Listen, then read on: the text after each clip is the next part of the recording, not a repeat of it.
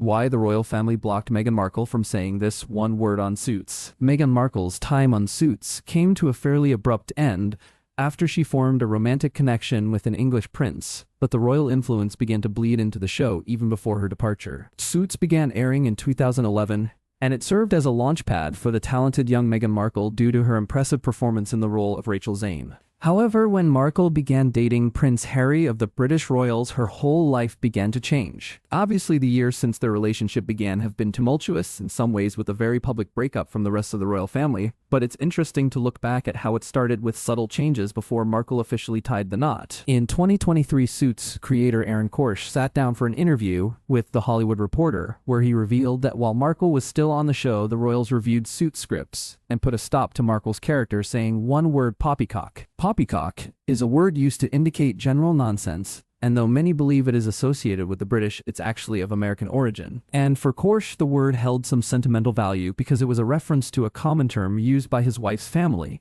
and a nod he hoped to extend their way in the show. Unfortunately, the royals didn't see a lighter side in the word, and potentially due to concerns around the scene being clipped to have Markle say something more vulgar, they forcefully pushed back to make sure it was erased and replaced in the script. Evidently, Markle's relationship spelled the end of her time on Suits, and by the end of season 7, they wrote her character out along with Patrick J. Adams, who played her on-screen love interest, Mike Ross. Adams felt that it didn't make sense for Mike and Rachel to break up, and any other effort to split them in the show would be disingenuous, so he opted to leave with Markle. Just a short time before their exit from the show, Gina Torres, who played Jessica Pearson, had already left partway through season 6, which meant the show had to reinvent itself, shifting focus to other characters and bringing in some fresh faces to try and keep it afloat.